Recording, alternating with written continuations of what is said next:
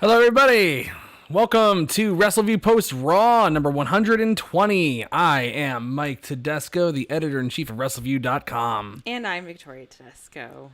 Whoa, 120 shows. I just kind of noticed the number, as I was setting the show up today. Yesterday, I was like, no, not yesterday. Big number. Last week when I don't know if you remember at the very end of the show when you said it was going to be 120. I was pretty shocked. Wow. Yeah, I was pretty shocked. Don't even remember. It's crazy. I don't remember doing half the stuff I do. Yeah, listen, I hear you. It's a long time we've been with you people. Long time. Greetings, everybody. Thank you all for joining us tonight on Wrestleview Post Raw. We are just 3 weeks away from WrestleMania. Now, only 2 more Raws left before the big show. It's coming. It's coming. It really is. It really is coming quickly. Man. And there's a lot going on for WrestleMania.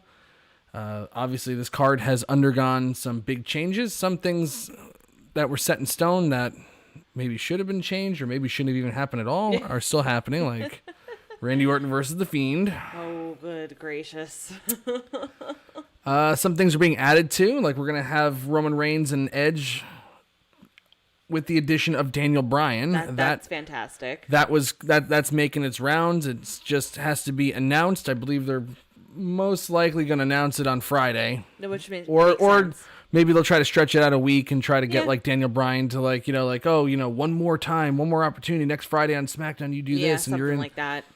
Something like, but like they definitely turned Edge kind of like into a heel last night at Fastlane. At Fastlane for sure. And now it's, like Daniel Bryan's like the ultimate babyface. You got that going on. No, like. There's a lot of change going on. Retribution broke up last night. Absolutely zero follow-up to that tonight. None, zero, zilch. But you know what, though? We asked for it. Just end it. Don't talk about it again. That's fine. Yes, now the next step is to do... same thing to that. Same thing with Randy Orton and The Fiend and Shane McMahon and Braun Strowman. Yes. Then we'll be good. Absolutely. Then we'll be good. Absolutely. We got a lot to talk about tonight, everybody. Oh, we do. We got a lot to talk about. I feel a mic rant tonight. Nah, I don't know about that. It's like, what's the point? No. I'm happy that we're on the road to WrestleMania. Like, for the most part, has been bad, but there have been, there's been quite a bit of great But you know what? things, Like everything's graded on like such a curve now. Like, I don't think any of this stuff would have been like, oh wow, that's like there's a few that are like WrestleMania worthy feuds, but everything else is like, oh god, like this wouldn't have gotten on to like, WWE bragging rights, back in the day. Now it's like, but I'm still excited that they're at least trying at some point, at some pieces of it. All right, let's say hello to everybody in the chat room tonight. Who is the Wrestleview Fiend? That's what I want to know. What? There's a person in here called the Wrestleview Fiend. Oh, I don't know. Who is that? I don't know. The Wrestleview Fiend. I have no idea. I don't know. Do they have our logo? No, they have a Fiend logo. I'm trying to wonder who this is. I have no idea. Anyway. Will they reveal themselves? Maybe. I hope so. I hope so. But maybe they shouldn't. Anyway, if this is your first time checking out our show, please like and subscribe to our channel. So I got that out of the way now. All right. We got Janelle Jackson here tonight. We say hello to Janelle. Hello. We have Jorge Oliva. Hola, Familia Tedesco. Wouldn't you like to leave the belt on Lashley just to sell the force he is? I think that's not a bad idea. No, I don't think that's a bad idea. We'll talk about that. I really, like, I'm just loving the Bobby Lashley presentation, but we'll see what they do. We got Roy Nemmer, the host of the very successful SmackDown post show, in the room tonight. We have I Am Alpha, Daniel, maybe because he's a Jack fan. I think I missed something. I'm reading people's comments that are completely and totally out of context. I'm confused. So we got Quentin Walters here. Hello. Oh, I know who the Wrestleview Fiend is. Oh, who is it? Put him back on your list. It's Andrew Elder. No, it's not. It is. It's got to be. It's got to be Andrew Elder. It? Come on. I mean, he's got the Fiend sweater, so that. Oh, but like, is it though? Is it? I think it is actually. Someone tell me, please, because I'm gonna like freak out. We got. Oh, everybody's saying Andrew Elder. Got it. Okay. Wow. Wow. They gave him up already. We got Uncle Billy in the chat room tonight. Uncle Billy's here. We got Daniel Shell. He wants to know why I comment on a Titanic page. Because I love Titanic. I am like, since I was 7 years old in like 1994, 1995. I've been obsessed with the Titanic since basically, seeing like a National Geographic with the pictures and well before the movie came out. Mr. V's in the chat room tonight. Leave the curtains alone. We got Mashoon Walls in the chat room tonight. We got Tyler Ups in the chat room tonight. We got a lively group here tonight. All right. Roy Nemmer, host of the very successful SmackDown Post Show. You got to check out that show every Friday after SmackDown. Roy is doing an awesome job. We're loving it. All right. And we got a busy couple weeks coming up here. We got a busy couple of weeks. So we have 2 more Raws until WrestleMania. And that week is going to be just loaded with recaps and your birthday and a visit to a place that we really don't want to go to before WrestleMania. There's a lot going on. We're gonna be running basically from Sunday, which is from Easter Sunday. Yes, from Easter Sunday. Well, I'm going to be running from Holy Thursday until the night after WrestleMania. I'm going to be working every single day. That's the entire spring break. I'm going to be working every single day. Damn. Wow. We got to make sure we plan a day trip in there too, so I can just be extraordinarily tired. Your birthday. And your birthday. I know it's your birthday. I already mentioned that. I know, but like, Victoria's birthday is April 8th. There you go. Whoa. No, you remember my birthday. Of course I do. You just said it before I did. What was it like? You did a pause. Because I knew you were going to say it. And then my birthday's the week after. And Billy's got a birthday in there too. Yes. My dad's got a birthday. There's a lot of stuff going on. There's a lot. I'm sweating just thinking about it. And I'm also sweating thinking about recapping this Raw tonight. Well, let's just get to it. First of all, like I said, there's lots of changes, coming to WrestleMania. But one thing that's not changing is the Fiend versus Randy Orton. I gotta tell you, I crap on the Fiend a lot, but But what? This burn makeup that they have him in, it's bad. It's so cheesy. Am I? Tell me if I'm crazy. Even know if that's the problem at this point. I think no matter what, they can make it the most realistic. Well, realistic to whatever it's supposed to be realistic at this point, right? Because none of this is supposed to be actually real. Oh no, it's supposed to be real. You can't slap your thigh because that makes wrestling look fake. But you can do this. No, but what I'm saying is like this whole concept in itself is just bad. So it's like no matter they get the best makeup in the world. Are you really gonna care? Like Alexa Bliss looks great. Again, does a really good job acting with everything. Yeah. The concept, terrible. But she herself is great. She herself looks scary, right? Not really. But who cares? I don't think she looks scary, but I think she looks like they're trying too hard. No, I don't. I have to disagree with that. I think for in particular Alexa Bliss, like I think she's making do with what she's given. Everybody is. I think she's. Randy Orton. You can't say everybody is. Randy Orton's giving it the old college effort. This is still some of the worst stuff he's ever been involved in. You can't say everybody in this company is doing what they're. Did I say everybody? I thought we're still talking about this feud. Oh, okay. Well, sorry. All right. Because enough of the attitude. Thank you. I'm just saying. But Alexa Bliss, I do genuinely feel like, again, she has a good look to her. She's, acting really well. It's just this whole story behind it is just bad. But it's not necessarily her. It's just the idea of, if this was some they're trying to get this horror flick type thing, whatever, yeah, fine. Okay, I can get on board. But like this, again, this is wrestling at the end of the day. So, of course, there's elements to it that are going to be like outlandish, but this is beyond outlandish at this point. So... It's well. I mean, two more Raws until WrestleMania, and hopefully this ends. I mean, like we talked about it last night on the show with like me and Doug. Like where do you go with this character after this? You don't. Okay, so what else can you possibly do with the Fiend Bray Wyatt? I was actually laughing at one point tonight because when they kept saying this is going to end tonight, I'm like, please let this. Obviously, I knew in my heart of hearts, definitely not ending, definitely dragging this out, obviously to WrestleMania.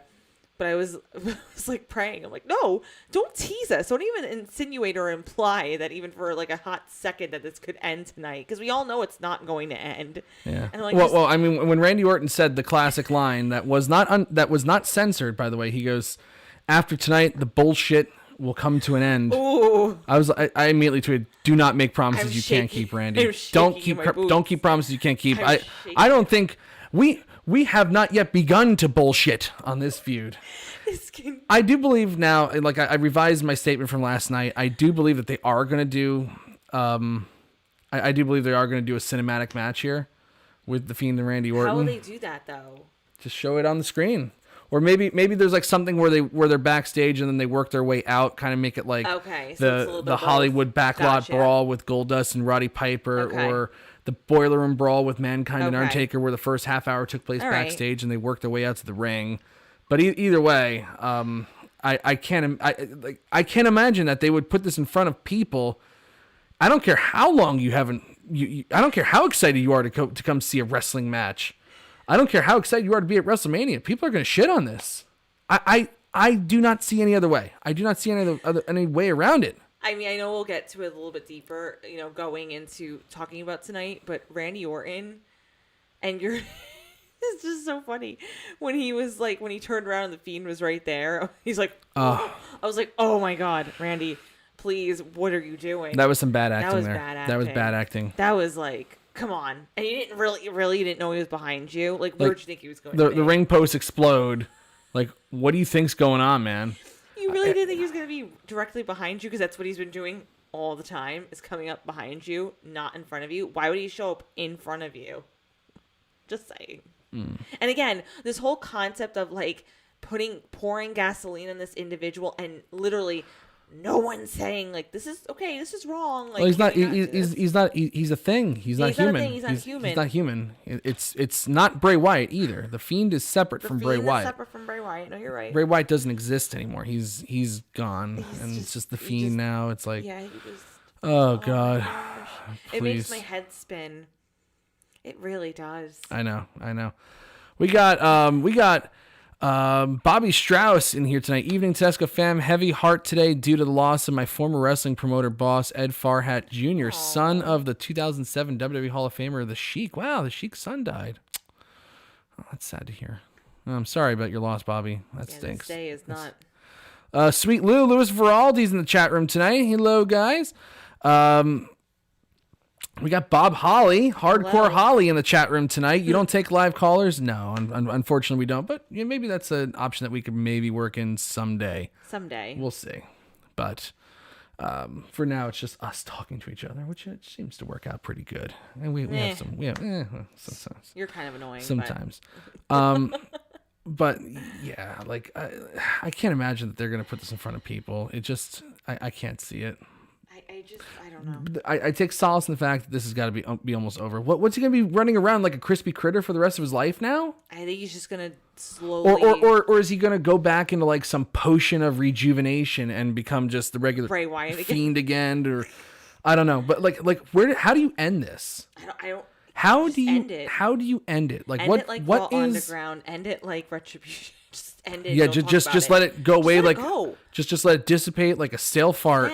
Because that's really what it is. I will allow them to just end things. I will allow them to, since we're kind of talking about the negatives, this I will allow just to end. Oh yeah, like if they just said like, if they just said, you know what, actually at WrestleMania we won't do this, I'd be like, fine, go ahead. I don't care. I don't need to see it again.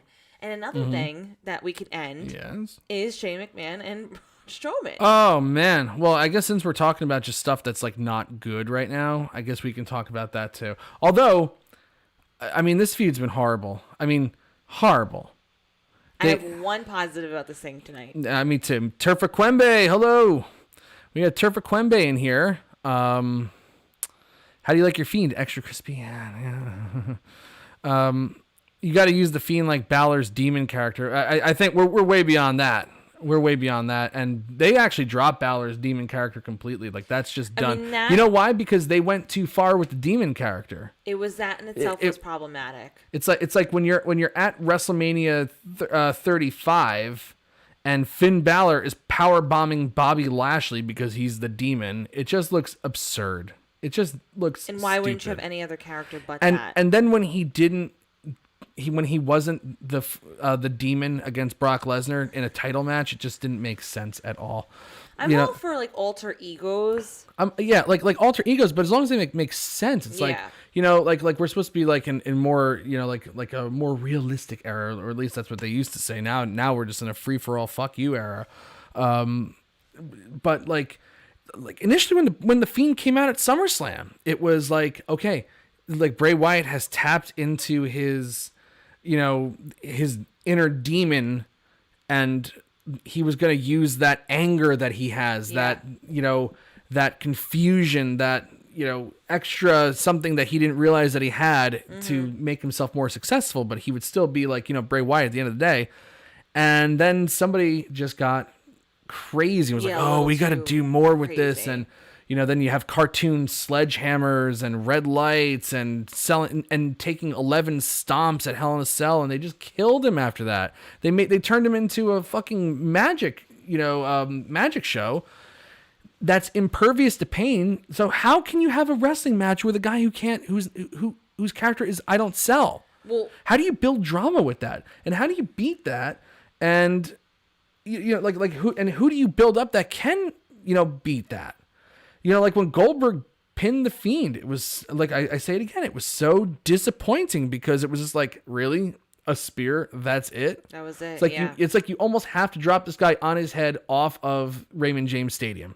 That's how you beat the Fiend. That's it. Honestly. And they probably will fucking do something stupid like that and have him kick out. Who the hell knows at this point, but you're probably right. I think that I am all into channeling this inner part of you. I am all into metaphors and representing this sadistic side, the sinister side, this demonic side, Yeah. It was really interesting in the beginning. It was definitely intriguing in the beginning. It did make sense, but then it just kind of, I'm not going to say it slowly, I'm not going to say it was at a fast pace of like going downhill. It was more like a slow way. It happened more in a slow fashion, but when it happened, it was like there's no turning back from it. Yeah. If they kept it. But you know what's funny though? I do remember this, and I wish I could find the number podcast it was that we did.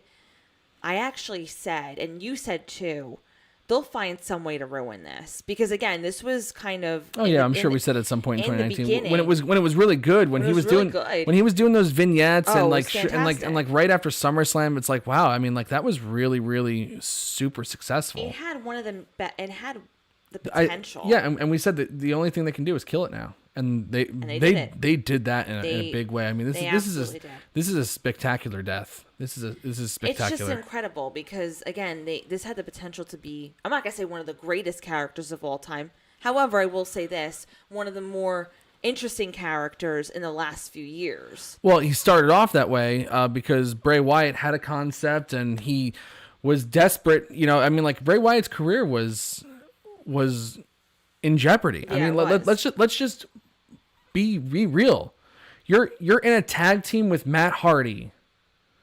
That's pretty like and WWE Matt Hardy. Where WWE never ever believed in Matt Hardy, and not that Matt Hardy's like has been like this untapped gem that is I mean, like every Matt Hardy match I've ever seen completely and totally underwhelmed me. And now that he's in AEW, when I bought their last paper, when I bought Revolution, I was severely unimpressed with Matt Hardy's match against Hangman Page. I was like, what? Like, why would you do that to Adam Page?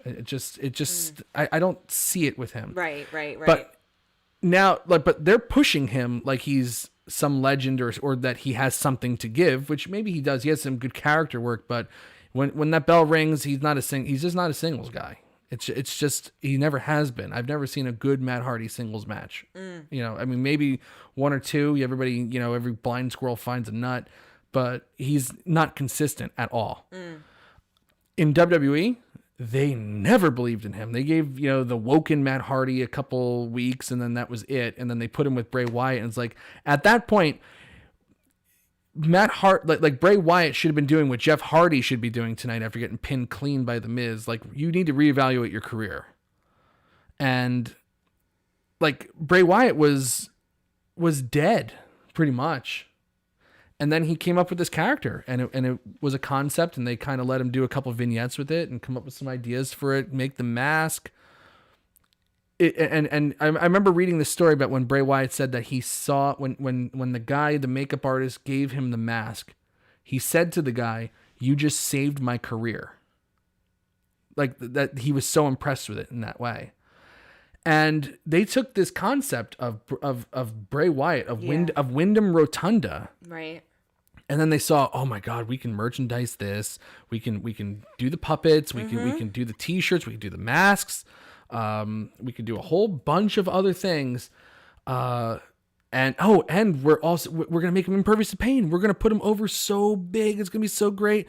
And it sucked. Yeah. They whatever made the Fiend great in 2019 with those vignettes and with that Finn Balor match, it's over. It's just gone. Yeah, it's long gone. It's long gone. And it outweighs that part of the character. Oh yeah. It's like it never now we're never just happened. in too deep, where you don't look at it like, oh, well, the good outweighs the bad. The bad is just outweighing any shell of what this character initially was. Yeah. So I mean, at this point, it's the only saving grace, like you said, is it will be over soon. Yeah. Hopefully. But at the same time, I actually don't think it will be over. I mean, like that's wishful thinking. Or maybe but it'll like, be over with Randy Orton. But the Bray Wyatt character tonight got I mean not tonight. I mean to say last night his return to. Sorry, I think I'm blasting everybody. The baby touched the soundboard today and she messed up with some knobs. Going like... I was like, oh God.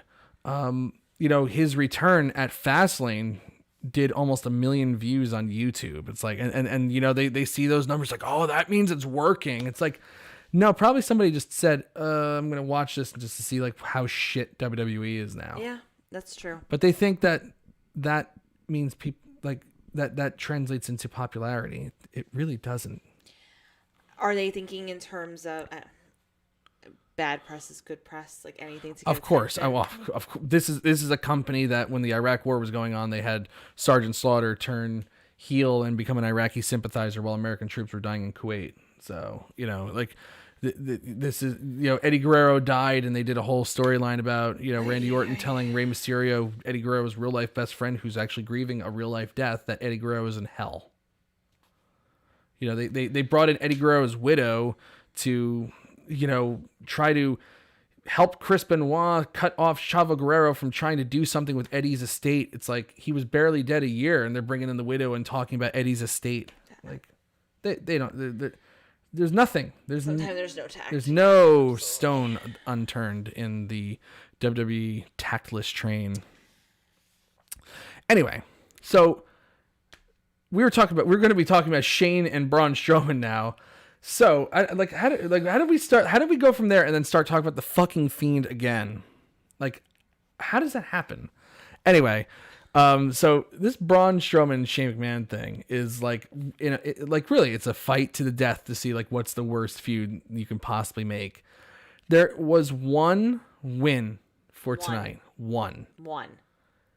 The only thing, I mean, we went from green slime that wasn't even followed up on, like. Why was there green slime under the ring? Nobody can tell us. I know why. Because the Kids' Choice Awards, they had extra. They did. They made absolutely no reference to that whatsoever. I know they didn't, but they you know what it is? They had extra, and they were like, "All right, we'll just give you slime." I guess. I mean, they are in Florida. Maybe they broke into the closed down Nickelodeon Studios and just stole like whatever like leftover slime is there. That's my only theory, that you would have slime. I don't know. Like, ridiculous. It wasn't even followed up on. It's like so annoying. I hate when they do stuff and just nothing happens. So dumb. Oh gosh. So stupid. But so now Shane is like messing around with Elias, and Elias doesn't realize that, you know, Shane actually doesn't like him at all because Elias is a fucking loser. You know, you're either a fucking stupid asshole or a loser in this feud. There's no in between. There's no in between. There really is. But that's the perfect way to describe it. Shane and Elias wrote a song for Braun Strowman called "Braun is Stupid," and I gotta say, Shane McMahon has a great singing voice. I was not expecting that. I was like, "Whoa, here we go, Shane." Where did you get that voice from? Did you have lessons as a kid? I want to know. It was beautiful. It had like, you know, nice little tremolo. He was in tune. He was in tune. Yeah. He had it sounded soulful. Actually, I was like, wow. But he was also like rhythmic. He sounded like a lounge singer, but not like a, hey, the stars are out tonight. Like, you know, not that kind of lounge singer, but like an actual good lounge singer. I would buy an album from Shane McMahon. He should really consider it. I think that would be a good thing. I really do. But the rest of this just sucked. Oh, it like totally I didn't need to see Shane McMahon versus Braun Strowman last night, and I definitely didn't need to see it again tonight. So.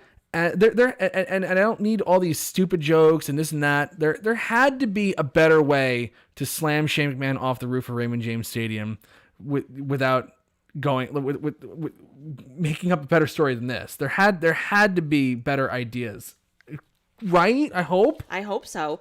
I mean, it went from like, oh, I was really enjoying Shane's voice, to then all of a sudden, again, they're calling each other stupid and blah, blah, blah, blah. And then all of a sudden, Braun Strowman challenges him for WrestleMania. It's like, oh boy, it actually did get worse tonight. It did, because it's official.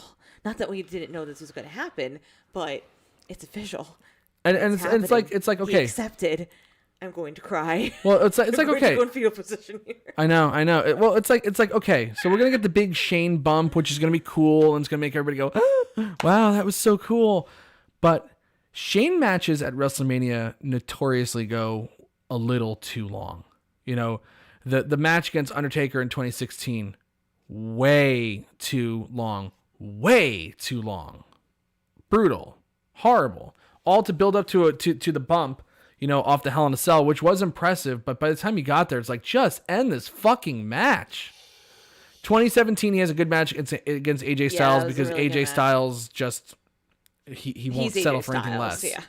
Then they botched Daniel Bryan's return to the ring in 2018. It was Shane and who was it? Oh, it was Shane and Daniel Bryan versus Kevin Owens and Sami Zayn. Daniel Bryan gets taken out like immediately from the match. And Shane is there trying to carry this match, and it stunk until Daniel Bryan came back. And then, I mean, there's no other way. And I'm not making fun of him. It's not because it wasn't his fault. It was really just like Shane being a bad worker. The only good thing about the Miz match at WrestleMania was George. But like that went way too long, that match, all to build to a superplex bump that was so beyond lame. And then he didn't wrestle last year. It went way too long. I just, you know, when I look at somebody like Shane, right? And I say to myself, can you actually be happy that you're part of something like this? I know. Especially after, like, you know, you think about, like, Shane came up as a character in, like, 1998, 1999. I mean, like, red hot, good, you know, mostly good stories. Obviously some things were outrageous and outlandish, kind of like today a little bit, but he's always been involved in good stuff, pretty much. Like, how is he not like? I mean, like he's gone from say like this is really good. He's gone from Raw Underground, which was a disaster, to this. It's like Shane's gonna be like, man, like I'm gonna go back to China and try to make Netflix over there again. Like I still was flabbergasted when you told me about that. And then you know what's funny, when you were giving me like kind of the Shane Vince McMahon story, like backstory. Yeah. And then all of a sudden he popped up out of nowhere the next week. I was like, oh, yeah, he's involved. Yeah, interesting, very, very interesting. There has to be a better way to slam him off the thing, and it's like, I know everybody, like, you know, Andrew Elder's got it going on here. The Wrestleview Fiend says, I think it's Shane's "look at me, daddy" moment. You know, he's very much like, you know, Eric and Donald Trump Jr., where it's like they are just desperate for their dad's attention, but he won't stop staring at Ivanka. You know, it's like, you know, like there is like that kind of like, Dad, love me, I'll get slammed off the building for you. Well, you know what though? I would almost. I love you. Let me hit you with a sledgehammer. I'm not a spot person by any means. Yes. However, if that's really the route they want to go, or they just want to get Shane off of something to jump off of, I would even settle for like, okay, what will Shane jump off this year? Like literally, don't even have a match. Just have him jump off something and kill himself. It's like crazy. Like a stipulation has to be like, if he makes it here, then you know this match or whatever. But nothing like where he actually has to wrestle for a certain period of time. Just jump off something, and we'll call it a day. Yeah. I mean, I think he definitely. I mean. Well, there definitely is some sort of complex in there. Like, I gotta jump off of something. Yeah. Like there's like, oh man, I want to have really bad back pain and get a hernia. It's gonna be awesome. Wrestling, woohoo. Anyway, it just sucks. There's no other way to put it. Now it's gonna happen at WrestleMania. I hope they don't have Shane and Braun and The Fiend and Randy Orton on the same card, because that would just be a horrible night of wrestling. They better split it. They better split. They better split it. Share the love. Share the love of. Share the wealth of bad. Please, you know, don't hog it all in one night. Don't torture everybody, please. Anyway. You know, I gotta say, the first hour of this show was actually pretty good. And for the most part, like the WrestleMania build, I mean, like I think they made official 4 matches here. You know, that it was pretty good, or they improved on stipulations and stuff like that too. Honestly, the show started off really. I mean, it started off great. You know, it started off strong with Bobby Lashley and Sheamus, which was the main event of last week. Went and had another good match. You know, pretty damn physical once again. Listen, I think which was actually pleasantly surprising, you know, the fact I thought Lashley was going to come out, thought they were going to cut a promo right away, you know, do what they started off with a match. Very, very rare. You can't understand how rare it is for Monday Night Raw to start off with a wrestling match. Mike and I used to keep track of when it was. It would happen a little bit more frequently. We were going into like years before. There was a time where it went from September 2014 to January 2016, where before Raw opened up with a match. Crazy. Yeah, over a full calendar year. Mm-hmm. Every single Raw started off with a promo.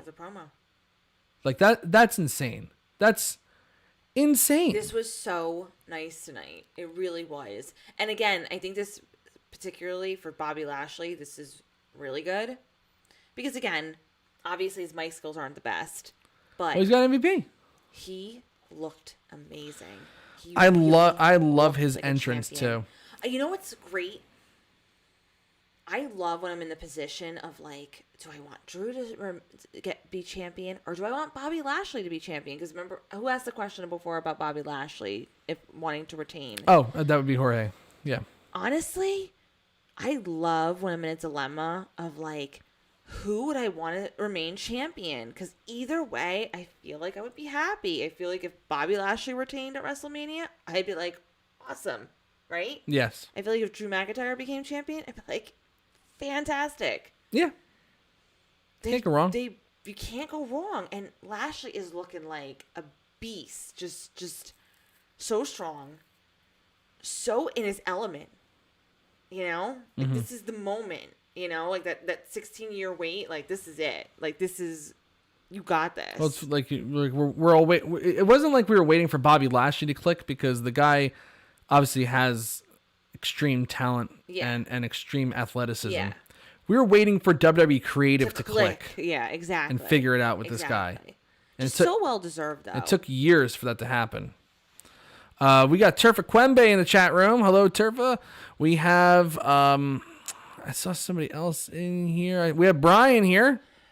We say hi to Brian, and we say, oh, Nafis was here. Nafis, he's staying off of social media to detox himself, which is not a bad idea. He says 2021 sucks. Ooh. It hasn't been that great. Listen. So far. I'm with you. It's like, I want to see Bobby Lashley. I do want to see him retain. But I wouldn't be surprised if he doesn't. You know, it's like they're going out of their way. But I mean, they are going out of their way to make Drew look super strong. You know, he's going to have a match tonight against a handicap match against Shelton Benjamin and Cedric Alexander. Last week, they were the Raw Tag Team Champions. And they are now banned from ringside. You know what? It's like they're actually stacking the odds against Bobby Lashley. I mean, but we'll see. I do think Drew McIntyre is going to win, because I really think they're going to go face heavy for this WrestleMania. And it's not true that at every WrestleMania the face always wins. That is not true. Heels do go over at WrestleMania in a normal year, but last year it was like literally like every single face imaginable won. Even Elias won a match at WrestleMania last year, and when he was a face. And I think this year is going to be no different. I think they're going to want people just feeling happy and feeling good. And if Drew McIntyre and Bobby Lashley's closing on night one, they want to end it with they'll probably want to end it with Drew McIntyre holding up the title and fireworks. That's what they want. But I love the idea, though, of if Bobby did retain. They'll probably end night one with the Fiend and Bray Wyatt's fucking stupid match. That's probably what they'll end it with. Maybe. Actually, I don't know about that, but I don't know about that. But I think that I love when I'm in a dilemma, though. I love when when both sides kind of play out, and it to me would be fantastic. Yeah. Again, this year, like you said, Drew McIntyre most likely will retain, but you never know. You really never know. No, he'll win it. But I will win it. Sorry, rather. You know what I really actually liked tonight, when Cedric Alexander and Benjamin, they interfered, right? Yes. But then after the match, right? Mm-hmm. And, Drew comes out, obviously, they do their whole shtick. Yes. But I love how, even though Lashley is a heel, he wants to do things on his own terms. He wants to look like the strong character. I don't need you guys. Like, don't be coming out here. And MVP saying, like, you're ruining his reputation. Right. He's almighty. He's almighty. He doesn't need that. He doesn't need that. He does not need that. I like that piece. Yeah, I like that piece too. I like that piece of it, because, maybe they're not stacking the odds against him. Maybe they're just going to have a straight up, big Haas fight. That's whatever, I'd like to see. I think Drew and Bobby are going to have a great match. I think they're going to have a great match. I'm looking forward to seeing it. Corey Howell's asking, do you see Sheamus added to the WWE title match as well? I don't. They pretty decisively beat Sheamus tonight with Bobby Lashley submission. If you told me last week, yes. And they put Sheamus, they seem to be setting up Sheamus for a United States title match against Riddle. That's the match that I think they're going with for Sheamus. Also, like, I wouldn't get, they're going to add Daniel Bryan to the Universal title match. You don't want to add Sheamus and have two, it's like that. Then it's just like getting silly. It's like how many matches are we going to like change on like that? That's a good question though, because if you told me 2 weeks ago, I would have said to you, which I did say, I think at one point I was like, Sheamus being included would not surprise me. And if it wound up happening, I said a couple weeks ago, oh, absolutely, he's going to be included. Tonight, I was hoping he would have been. Oh, absolutely. Tonight though was pretty definitive that, again, you can never say never, and especially in these times, most likely not going to happen, just based on the events that transpired tonight, but never say never. Never. Never. I'll never retire. Never. I'll never retire. So we got Asuka versus Peyton Royce. Peyton Royce cut a decent promo on Raw Talk. I saw the promo. It wasn't like, I think if anybody, cuts like a promo that is with their own voice, like people go really crazy. And in that case, in that sense, I commend her because it was good. Like these people don't have a lot of practice not reciting written lines. Yeah. If this was like a if this was wrestling as it should be, that promo wouldn't stand up. It wasn't that great. But anyway, she gets her shot here tonight against Asuka. They had a decent match. It wasn't bad. Honestly, it was a good effort. It was a good effort. Honestly, especially for like someone like Peyton Royce. Okay. Yeah, I saw a little something from her tonight. You know what? I got to give her credit. I think she did a pretty good job. For me, I would say it's a little bit more than decent. Yeah. And that's just my opinion, but I didn't cringe watching it. It wasn't like, ooh. No, it was good. It was good. It was crisp. Well, maybe not crisp, but it was a good match. Yes. And obviously Asuka is a tremendous worker. Yeah, forget it. But whatever they did in that match was quickly overshadowed by the debut of Rhea Ripley to Monday Night Raw. Interesting stuff abounding here. And we're going to talk a little news as well. Rhea comes out and says, Asuka, you're one of the greatest women's champions in WWE history. You've proven your point. Last I saw, Charlotte was challenging you for the Raw Women's Championship while you were recovering from having your teeth knocked out. Now Charlotte Flair isn't here. She's recovering from COVID. That right there is news. I mean, I had seen that Charlotte had messaged like 20 minutes ago before this on Twitter that she was tested positive for COVID-19. Now, all the conspiracy theorists will say, oh, no, that's not the case. It's the fact that Andrade got released last night and she's not happy. They wouldn't listen to her pitch to get her to work on screen with Andrade, and she's really mad and she's going to resign. No. Look, WWE's done like we went over a litany of shit that WWE has done in the past. Like on the anniversary of Eddie Guerrero's death in I believe a Minneapolis hotel room, they had Survivor Series at Minneapolis in November in 2008, and they did this WWE news story, this breaking news story that Jeff Hardy had been found unconscious in a stairwell, and it drew immediate comparisons to Eddie Guerrero being found dead in the hotel room. It was horrible. It was just horrible. Like that's tasteless, completely tasteless. Yeah, Eddie's in hell is tasteless. Sergeant Slaughter as an Iraqi sympathizer is tasteless. Yeah. And there's a whole bunch of other stuff that they've done in the past. Katie Vick, tasteless. Yeah, I was going to say Katie Vick. The Big Boss, Big Show's father, that was pretty funny. But everything else was like they've done a lot of shit in their time. Where am I going with this? Please help me. But with Charlotte with Charlotte Flair and the COVID. Yeah. So all these conspiracy theorists are saying, oh no, the COVID's just a cover up. If you think that WWE is that dumb in this day and age to fake a COVID story to hide the fact that Charlotte's resigning, you're nuts. You're stone cold fuck nuts. That's who you are. You're crazy. There's no way that WWE's going to be playing around with, pretending that she has a virus that's killed nearly 3 million people worldwide and infected over 100 million. There's just no way. We're living in a pandemic right now. You're not screwing around with that. They haven't sold WrestleMania out yet. 25,000 people outdoors. They haven't sold out both nights yet because people are slow to come back because this pandemic's very real. You're not going to mess with that. Well, so, I think she has the COVID right now. Rhea Ripley challenges Asuka to the match. We're still, 3 weeks away from WrestleMania. She's not going to have COVID for, 21 days or 26 days. You're done with it, within 2 weeks. I still see Charlotte Flair getting involved in this match. And I'll put that down right now. I'm going to lock that. And if Charlotte Flair isn't in the match, if this isn't a triple threat match at WrestleMania, you're going to pie me in the fucking face.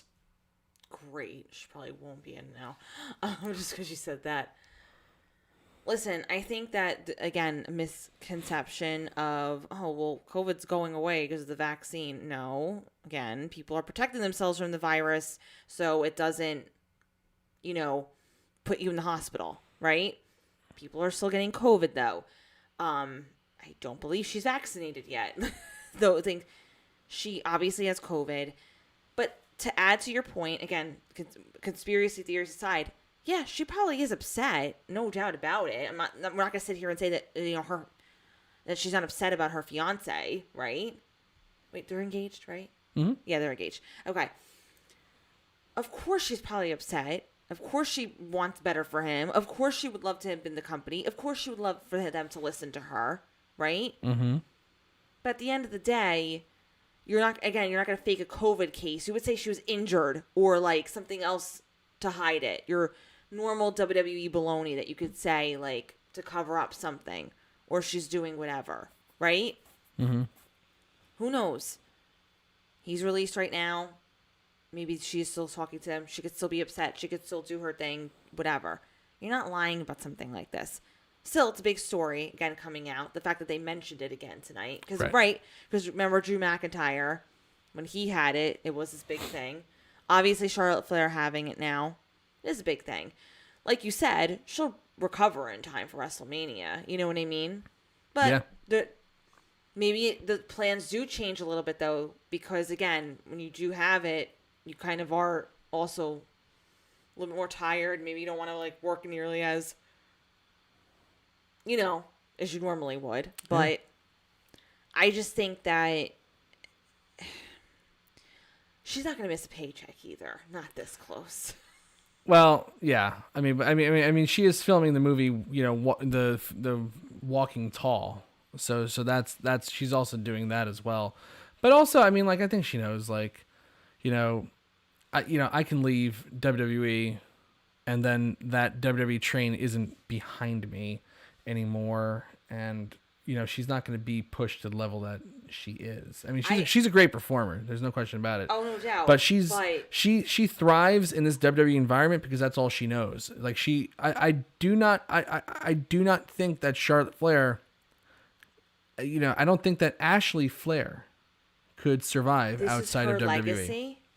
This is where she belongs. And of course, and again, there's not to say that she's probably not upset. Of course she's upset for her fiance. Who wouldn't be, right? Right. But it happens more often than not. Right. We're 19 days away from WrestleMania. She hasn't been on TV since the March 8th Raw, and she issued that tweet saying, people have been wondering where I am. I tested positive for COVID-19 and I've been home resting. So, to like the wording of that indicates to me that she's had it. She's probably in the throes of it right now. Mm-hmm. So she might have already had it for a week. Right. We don't know exactly. We don't know how long she. I don't think she tested positive today. I'll tell you that. She may have had it for. She may be going on a week with it right now. Right. True. There's plenty of time. Drew McIntyre came down with COVID. At the beginning of January, he was more than fine to go for Bill Goldberg. He was back on Raw in 2 weeks. 2 weeks. I think Charlotte Flair will be back for this WrestleMania match. I do think she'll be back. So, but a good debut for Rhea Ripley. I wasn't big on her promo, but I mean, like, this is, how many times do you get a second chance to make a first impression?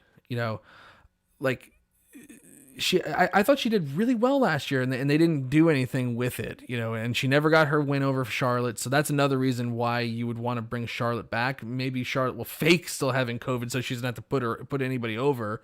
But, Rhea's got to get a win. I don't think she should be losing 2 WrestleManias in a row, no. Especially because she came specifically to the main roster last year to be on WrestleMania, and she lost, and now she's back. And her first match on the main roster is going to be at WrestleMania. She can't lose it again. Mm-mm. She's got to be women's champion coming out of this. Even that in and of itself is a curse, to win the title really on your first night. Because it just, like, that happened to Paige, and it was a rough go for her that that start was not great. It's true, but you know what? They're their own people, and I think that. But they also don't have any women on the roster that really could fit the bill, other than like Asuka and Charlotte Flair. So I guess they just want to put the rocket on her and light the fuse. Comes back, you know. Yeah, if Becky comes back, the baby's still only 4 months. You know? Yeah, no, true. It's too soon. I don't think we see Becky Lynch for another year. Not to toot my own horn, but I saw something in Rhea Ripley a long time ago when she first went into NXT, and I was like, this girl is going to do something one day. She's going to be special. They're going to see potential in her. I have faith in this girl. Who's this? Rhea Ripley. Oh, Rhea Ripley, yeah. I really did. I remember her sitting there and I'm like, this girl's something. Yep. She's got the Mae Young Classic. That's right. Miz TV with Miz and John Morrison.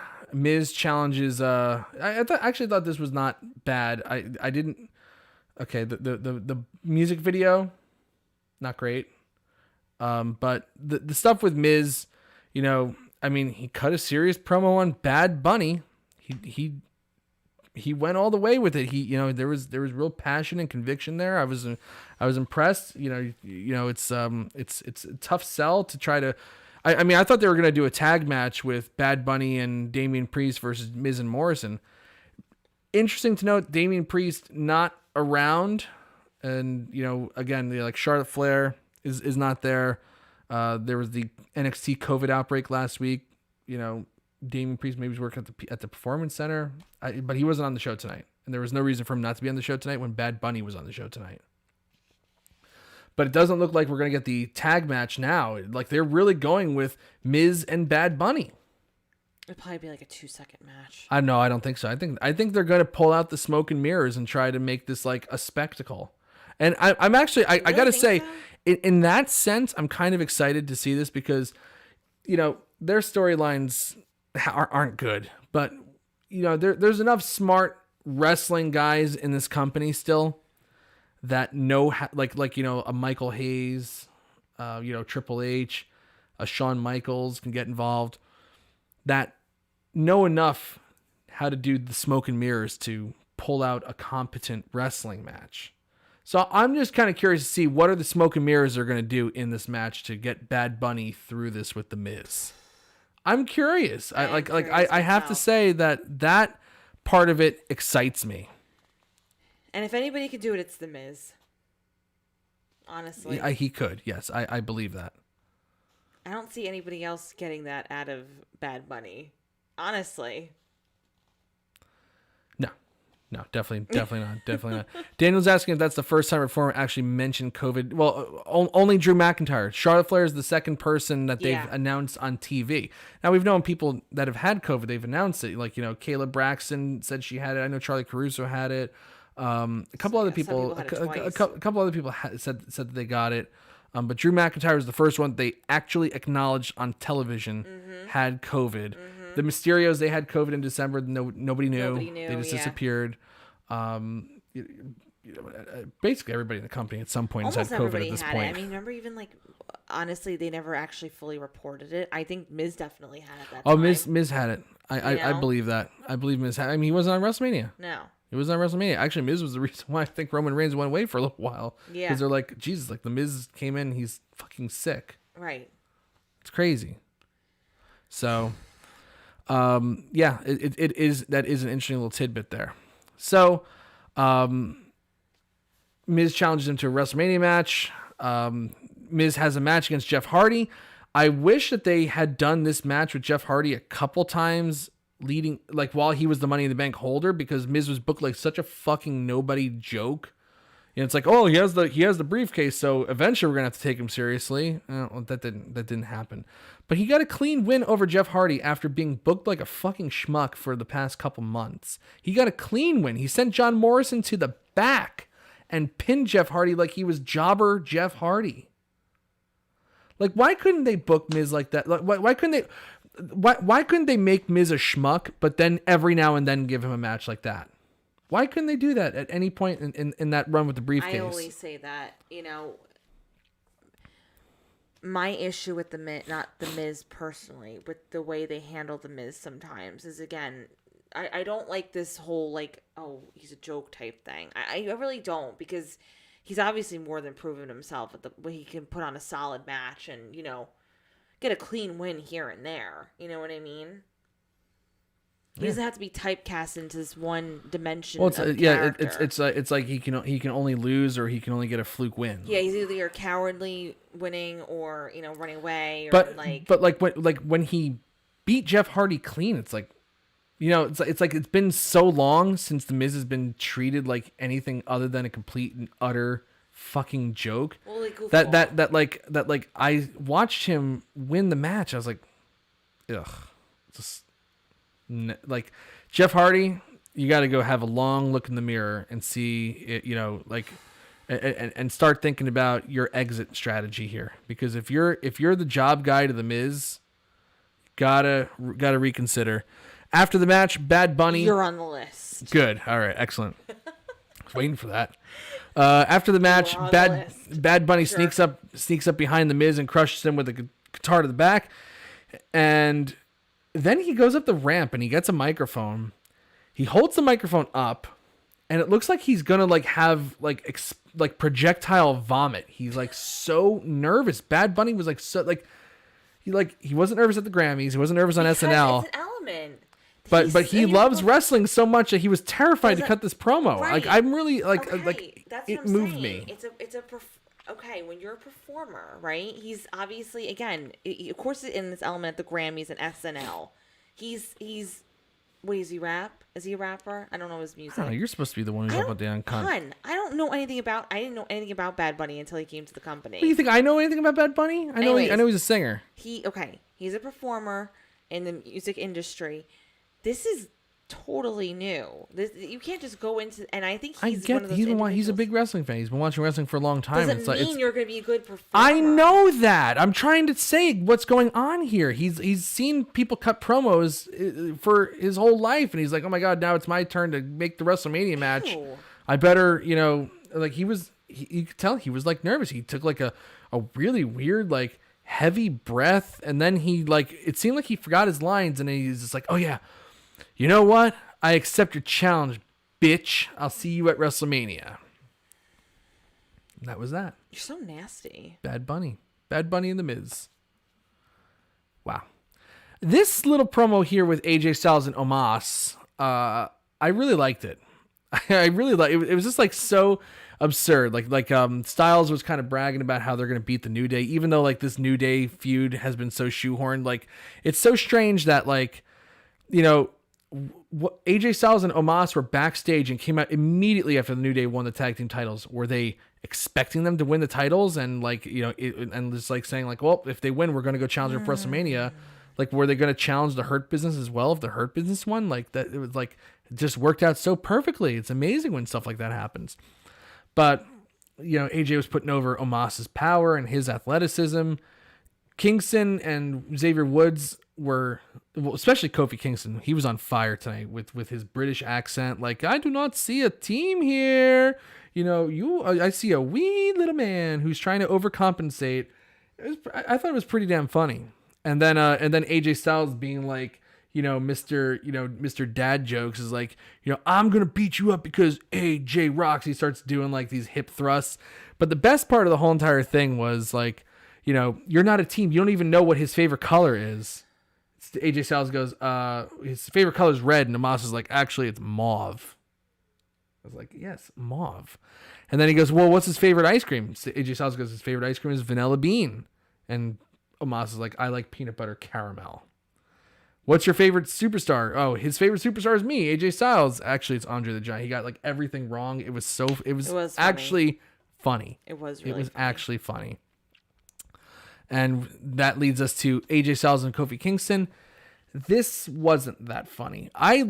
Usually you hear like AJ Styles versus Kofi Kingston. You're like, okay, we're set up to have a good match here. This is going to be fine. This is going to be good.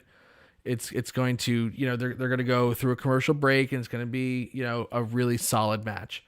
To me, I thought they were a step off tonight. I agree with that. this is nothing against Kofi Kingston, because obviously, I love him, but I think there have been the past few weeks, there's either like he has a really good match or like he's not clicking with somebody. I found that even just in general with a New Day. There's been a few times, and not all the time. Some matches are a slam dunk, and other ones you're like, oh, I feel like that should have been better. Well, there was that one disaster match that they had with the Hurt Business. I think it was the night after Survivor Series. Yeah. That was a while ago, though. I mean, they're almost always consistent. They're a great team. But tonight, like Kofi on his own. Well, like when Kofi was injured, and Xavier Woods was having a job to Retribution, which again, Retribution is no more, and there's no follow up to that either. Who cares? It's done. It's over, and I'm glad it's over. I guess it's like whatever. That was a little rough, but since he's come back, like Kofi's been great, and I was a little. It was good. But I was expecting more, and it just seemed like they were kind of slow, the two of them tonight. Like it didn't really click. It just didn't click tired. For me. That's possible. That's possible. They could be tired. I don't know why they would be. They didn't perform yesterday, but I don't know. So you can't just be tired. You have to necessarily perform. You can't just be tired. These are world-class athletes. I'm tired all the time. Well, you're not a world-class athlete. But excuse you. You're not. These people are. But I don't know. Just I consider myself a world-class athlete. It was there. We have Sheamus being interviewed backstage. I for the life of me, I could not remember this guy's name. The new Raw announcer, the new Charlie Caruso. Since Charlie, the reign of terror is over. Finally happened. It happened. Hashtag it happened. Honestly, Charlie's gone. Charlie's gone. That Raw automatically gets a thumbs up. Yeah. But for the life of me, I could not remember what generic fuck name they gave this guy. So I was like Googling new Raw announcer, and like I had a hard time finding this. Kevin Patrick is his name. Kevin Patrick. So unique. I'll try to commit that to memory. I don't know if it's so generic and so boring. Mike has this horrible. Mike has really bad with names. I'm bad with names. Horrible. Very, very bad. Like with names. You'll probably start calling him Kyle or. I thought it was like Peter something. I was like, what the fuck is this guy's name? You'll probably call him like I don't even know, Matthew or something like that. Like next week his name is gonna be completely different. I don't know, but. We have Matt Riddle, he comes up, he's interviewing, like Kevin Patrick interviews Sheamus, Matt Riddle interrupts, and he's riding circles around Sheamus and asking about the Loch Ness Monster, so Sheamus hits him with his scooter. So I guess that's our WrestleMania match. Sounds like Sheamus is going to be on the pre-show. Great. We talked about the handicap match. They made Drew look like a monster in this. Cedric Alexander and Shelton Benjamin are banned from ringside. Mandy Rose and Dana Brooke versus Nia Jax and Shayna Baszler. Like this was like all Reginald just like jumping around. It was like just so absurd. And then you have Lana and Naomi, who have zero chemistry together as a team, on commentary. And after the match, you go, "Oh, that was ridiculous. We want a rematch." I'm not even. That's the exact emotion they gave us. They go, "I want a rematch. We want a rematch." It's like, oh yeah, I can't wait to see that fucking match. Go scratch. Nobody if you want to see Naomi and Lana get another shot at the titles against Nia Jax and Shayna Baszler, you're a masochist. You are insane at this point. Just brutal. I went on my rant last week about the women. It's tragedy. They're in rough shape. They are in rough shape. It's really a sin at this point. So, again, night one of WrestleMania, they announced the first three matches that you'll be seeing on that night. You'll be seeing Bobby Lashley and Drew McIntyre for the WWE Championship. You'll be seeing SmackDown Women's Championship, Sasha Banks versus Bianca Belair. And you'll see Bad Bunny versus The Miz. Night two of WrestleMania, you're going to see Roman Reigns versus Edge and Daniel Bryan for the Universal title. And the Raw Women's Championship, Asuka versus Rhea Ripley. So I could see Asuka and Rhea Ripley opening up night two of WrestleMania. Yeah, I can easily see that. That's a strong possibility. I thought it was good that they advertised this in advance, Me too. Especially because ticket sales are a little sluggish. So it's like, okay, now people can start prioritizing which one am I going to buy. I'll do this. I'll do that. Yeah, exactly. So that's the show. And yeah, actually, that's a good point. Turfa just brings up Keith Lee as well. Keith Lee hasn't been seen since February. It's like, I don't believe that he has COVID. He's he may have at one point. He may have, but there's something going on there. Yeah. It's strange to me. That's a strange thing. It is. It is. And it doesn't look like Keith Lee's factored at all into these WrestleMania plans. I don't think they're having an Andre the Giant Battle Royal this year. They haven't mentioned it, and I don't think they want to get that many guys together in the ring. So we'll see. It'll just be a bad look. We'll see. We'll see what happens. So, but a lot of WrestleMania build on this show. Like I said, the first hour was pretty damn good. Maybe even the first hour and 15, hour and 20 was good. And then it just seemed like they ran out of ideas. It just seemed like, okay, well, that's that. And then you had also Randy Orton, the Fiend. So with all that, no matches that were super special. I'm going to give this one a thumbs down. You know what? I'm going to give it a thumbs up. And the reason why I say that is because I think when it had a really strong opening segment, the match between Sheamus and Bobby Lashley. He just looked really good. I did really like Drew McIntyre with the Hurt Business. I did like that. Handicap match is only so much you can do. But I still liked it. Yeah. And I feel like, the Strowman Shane stuff was like bad. I like that Rhea Ripley debuted. I didn't think much of her promo. I think she sounded really nervous during her promo, but it's good to see her, and I want to see them push her because this women's division is a mess. But even when you push Rhea Ripley, you need more. You just need more. She's not enough. No, she's definitely not. But I think there was... Well, make up your mind. Is it a thumbs up or a thumbs down here? It's a thumbs up. You're being so rude. People, what do you say in the chat room? Thumbs up, thumbs down. We're 18 days away from WrestleMania now. We're past midnight here on the East Coast. So Machine Walls gives it a slight thumbs down. I'm gonna actually have to look. A slight thumbs down, just slight from Quentin Walters. I Am Alpha says the Claymore kick was brutal. Yeah, was it? Yeah, it was. Oh, the one that Cedric Alexander. That's true. I totally forgot about that. Yeah, that Cedric Alexander Claymore kick was pretty nasty. Turfa gives it a thumbs down. Let's see. Yeah, more will come in. But you give it a thumbs up. So we're kind of split here tonight. Victoria gives it a thumbs up. She liked the handicap match. I like the opening. You like the opening match with Sheamus and Lashley. Yeah. It's like if they didn't do that last week, that would have like been special to me. But it's like, there's only so much you can do. They opened up with it. They keep reciting. Yes, I do like they open up with a match. So maybe I should reconsider my rating a little bit. Even though the ending was terrible with the Fiend and Alexa Bliss and all that, there was still stuff. It was always going to be terrible. There was still stuff in between though where I felt like it was pretty. I'm not going to say it was a strong thumbs up. Obviously, it's not the best Raw I've seen in the past few weeks, but to me, it wasn't with all the other stuff. Oh, and you know what, too? Because of Shane's voice.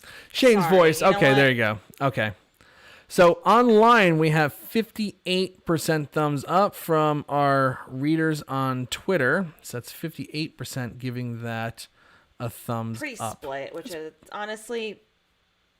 That's what I would have expected for tonight's Raw. Yeah, this is a split decision here. Let's see. Billy gives it a thumbs down. Barely a thumbs up from Brian. Jorge Oliva gives it a thumbs up for Raw because it's so rare to start with a match. Exactly. As long as I get Asuka, New Day, and a couple good matches, it's a thumbs up from Brian. I get that. I get that, Brian. I need more Lashley and Velvet. Daniel Shell says. Wrestleview Fiend gives it a tepid thumbs. This show, thumbs up. Wasn't hard to figure out who I was. Mike should get slime because the pie is Victoria's gimmick. I like that. And Turfa Quembe got booted from the WWE ThunderDome as well. He probably had his own opinion and they kicked him out for that. Oh gosh, probably what God happened. Forbid. Can't have your own. Can't cheer who you want. Nope.